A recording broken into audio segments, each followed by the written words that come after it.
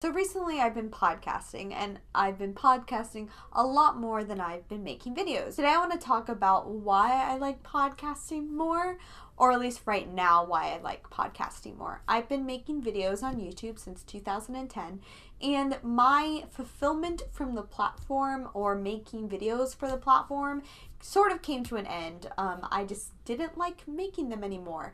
But I found a new love, a new creative output in podcasting. I never thought I could podcast, even though I really love listening to them, because I thought it was a little bit of an extra effort. For most people, unless you're an influencer or someone who has a large following already, you can't just sit in front of a microphone and press record and then people will come flocking to you.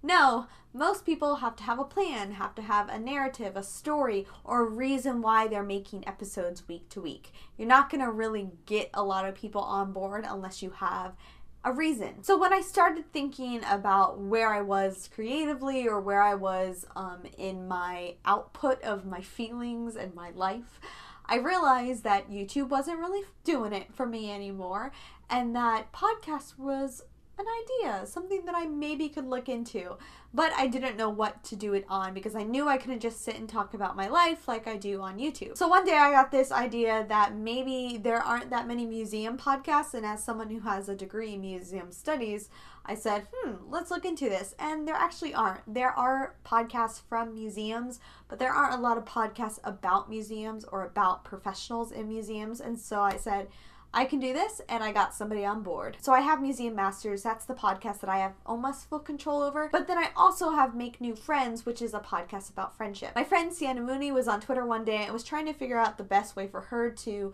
vent or talk about friendship.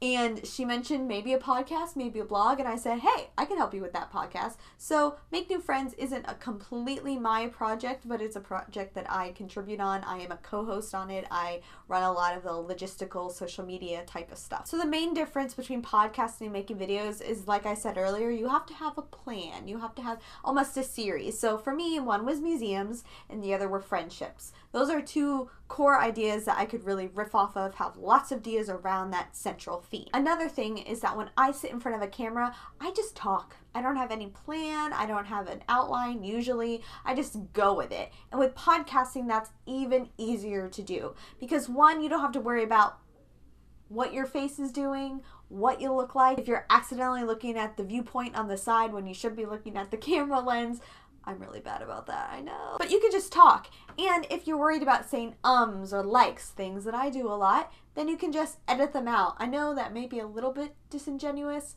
but I don't do it for all of them. I just do it for some of them. And for me, this is something that I actually flourish on. I can just talk, and I can talk well most of the time. I don't need a script. I don't need something that's going to keep me focused. I can usually get on it and do it. I also like that in podcasts, you usually are having a conversation with someone. Whether it's an interview or the structure of your podcast is actually talking with someone else, I just find that easy to develop ideas and to really think about things more rather than just me sitting with a camera in front of me and maybe not having that full-fledged conversation or not realizing the depth of the thing that I'm talking about. Starting these podcasts have been like starting videos all over again. I have to build an audience from the ground up. And honestly, people seem to be into podcasts right now. That's why there's this big podcasting boom, which is great for those people who started a little bit earlier on this boom because we have gotten a head start and we can kind of get our ducks in a row and hopefully things will go well. So now I'm going to just shout out a couple of my favorite podcasts currently. The first is Vox's Worldly podcast. I love foreign policy podcasts, and that's my favorite right now. Another really good foreign policy podcast is Pod Save the World with Tommy Vitor from Crooked Media. On the Media, it's just an excellently edited, produced, about the media, about current events, about how democracy and the media and politics and worldviews and everything just fit together in this. It's just really good. The last I'm going to shout out is Spirits Podcast.